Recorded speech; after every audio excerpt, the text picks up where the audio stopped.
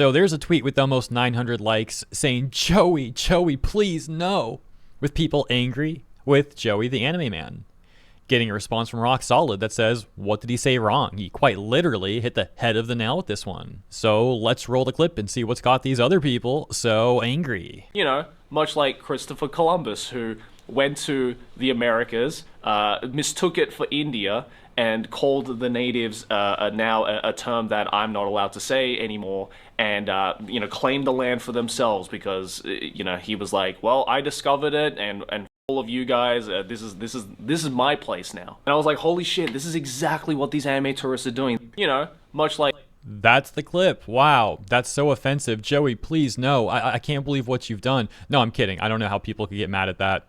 Well, here's the explanation of the angry people. We could see these tweets getting 400 likes and 200 likes respectively, give or take. And the takes read, we're really just comparing normies getting into anime to the genocide of millions upon millions of people now, aren't we? Also, a lot of people who call new anime fans tourists also think Christopher Columbus was a good guy, so have fun squaring that circle. And I guess they weren't done there, because then they added, I guess this warrants repeating since a lot of people don't really know why gatekeeping doesn't really work on Twitter.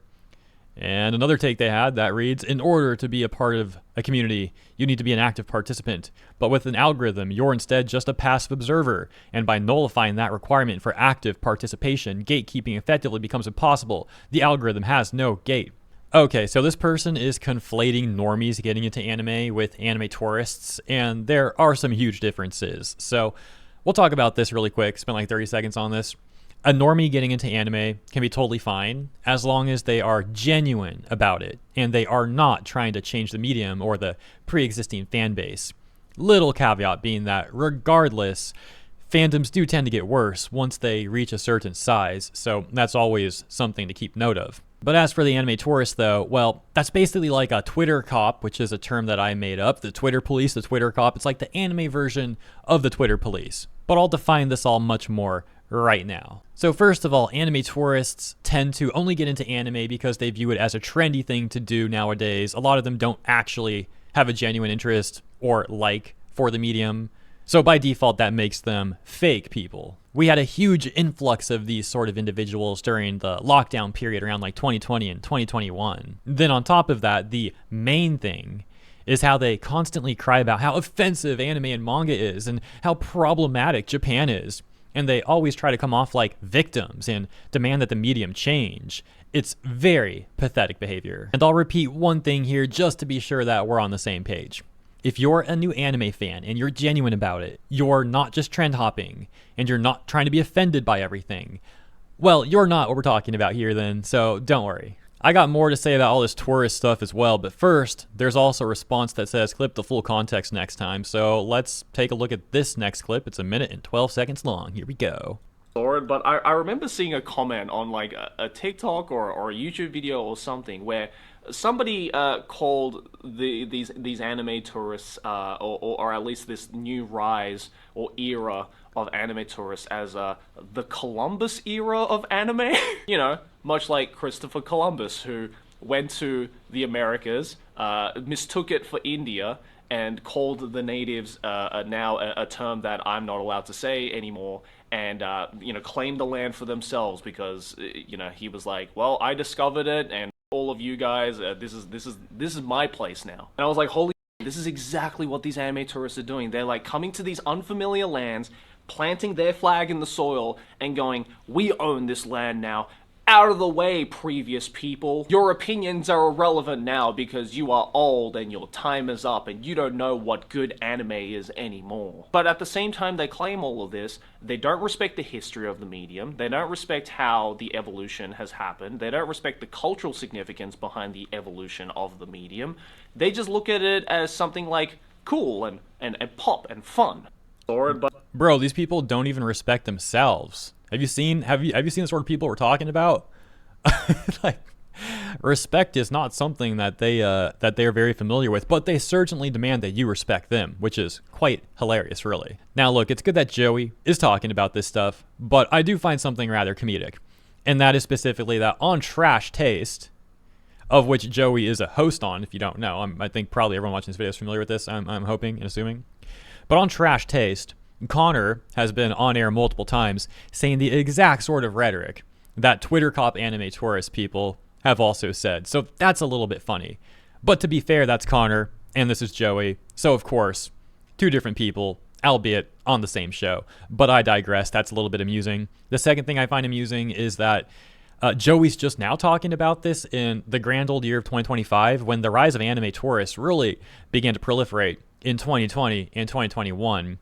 And that was like the height of it around 2021, in my opinion. It's not as bad now as it was then, in my opinion. It's still pretty dang bad, though. But, like, it's not as terrible as it was. You know, for example, we used to see every other day a tweet with like 50,000 to 100,000 likes complaining about My Hero Academia and saying that Horikoshi should have his life ended because, oh my gosh, he depicted Momo like this or whatever. If you guys are not familiar with this stuff, it was so pathetic. There was also like tweets that were showing Momo being like skinnier in the anime than in the manga, and all these weirdos were like, oh my gosh, this is so fat phobic, how could they do this, getting offended at everything. Oh my gosh, Endeavor's having a redemption arc, oh my gosh, send all the death threats to Horikoshi, in which many of them did. That was another huge situation. Let's not forget what happened with All For One's doctor's original name, though, Shiga Maruta, when they also got mad at that, saying, oh my gosh, this is a reference to Imperial Japan and Unit 731. This is so offensive. He needs to change this. And it's like, yeah, he named the villain doctor after horrific things that doctors had done in history. Like, that is the point. And they got so offended that Horikoshi, if I recall, actually even changed the name of that character. One caveat on that controversy, though, it was also people in South Korea and China getting offended at that name, but they were still missing the point of like why he named the doctor that, which was a pretty fitting name, really, for the point that he was making. But of course, there were also Westerners getting offended at it too, saying he needs to change it, X, Y, and Z. And let me just emphasize, though, that the anime tourists and the Twitter police, they are 99% of the time Westerners, not people from South Korea or China. The Shigemuruta thing was an outlier in that sense. And then, of course, there was all the Uzaki-chan stuff, all these people getting offended at Uzaki-chan and being like, oh, I need to fix her. Oh, I made her fatter and more Western-looking. It's so much better. Like, oh my gosh, dude. It was the most pathetic stuff. But I'm not trying to, like, rehash everything. These are just a few examples of, like, how bad it used to be in, like, 2020 through 2021-ish, give or take, you know, maybe into 2022 a little bit. And, of course, like I acknowledge, these anime tourists, they still exist. It's still bad. My point is that it's just probably not as bad as it used to be. So, again, it's kind of funny that Joey's now talking about this all these years later. But like I said, I mean, I'm glad the guy is. No shade, no problem with that.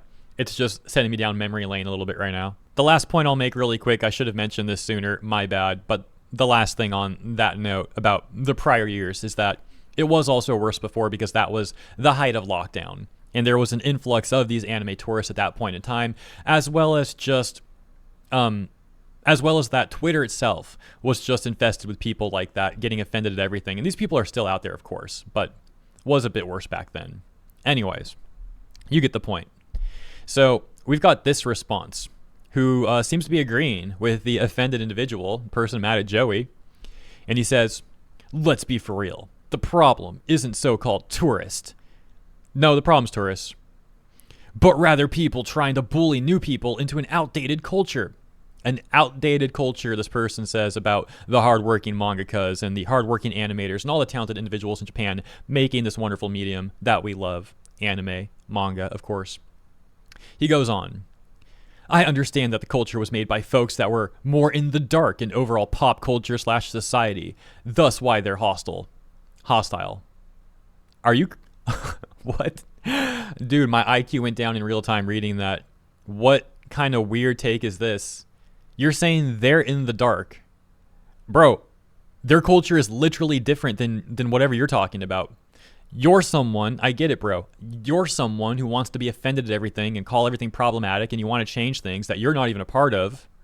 Meanwhile, those people that you're mad at are making art, and they're passionate about it, and they're making wonderful anime. They're making wonderful manga. They've been highly successful. But here's Lion, or whatever his name is, Lion, whatever, over on Twitter, trying to lecture all of us about how this stuff should actually be. Bro, your ego is immense, and it has no right to be. Your take is terrible. And so we get a response that says, you aren't a fan. You are a hostile outsider that wants to change medium that isn't yours and that you don't really understand. Speaking of memory lane a few minutes ago, we've got B-Rabbit over here who's also offended at Joey's take. He's offended at people being called anime tourists. If you don't know B-Rabbit, or maybe your memory needs a little bit of jogging, this was someone who was occasionally around in the background of the whole Kick Vic, I stand with Vic situation, because this was like Monica Real's top moderator who constantly shills for Monica Real and all the corrupt English VAs. Like, if there was ever a SAG after a bootlicker achievement, this man would be speedrunning to try and get that achievement. That's the sort of person we're talking about here, who's also offended at the word tourist or anime tourist. Here's a comment talking about what I mentioned earlier, that being how lockdown was such a large contributor to the influx of these anime tourist weirdos. And this person says, I swear, man, these COVID weebs will spout the most Reddit/Discord thing you can imagine and then go straight nuclear when they get called out for it. This account screams tourist. Then we got another response to the OP with sob a caption tourist gatekept, saying 1, it's an exaggerated analogy based in truth, talking about what Joey said in that clip. 2, he's right. 3, anime tourists are not welcome and get the heck out of our hobby. 4, gatekeeping your hobbies is always based and correct. They seem to disagree. The OP saying, unless you actually have some sway and influence in the industry, you have basically no ability to gatekeep anyone. A lol. Response is, backlash from a community is more than enough to gatekeep. They say, not really. People can still continue to watch and talk about anime, lol, even if people are mad at them online. And then this response says, we're not talking about people who simply watch and talk about anime. It's when they demand changes in the medium or purport to understand more about the medium than those who are already long part of it. And so long as they keep doing it, we will keep gatekeeping. Gatekeeping explained, join the hobby, change the hobby. Difference. The OP responded once again saying, gatekeep them from doing what? You're not preventing them from doing anything. You're not the one deciding what anime gets made. What? In order to gatekeep, you need to own the gate, and we as Western fans don't. Over the other person, Ruki says, cool, we're not talking about making anime. As actual fans of the medium, we can ostracize posers from the community. I like the use of poser there. That's very fitting. From the community to let them know they are not welcome. That's what it means to gatekeep. We'll take a look at a few more responses here.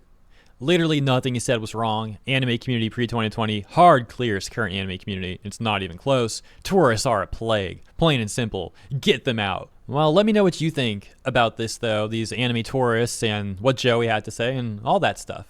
Curious to see what you got to say about it all in the comments. And thank you for tuning in. If you enjoyed my coverage, please consider liking and subscribing. Appreciate you. Like I said, I'll see you in the comments and also in the next one. Have a great day.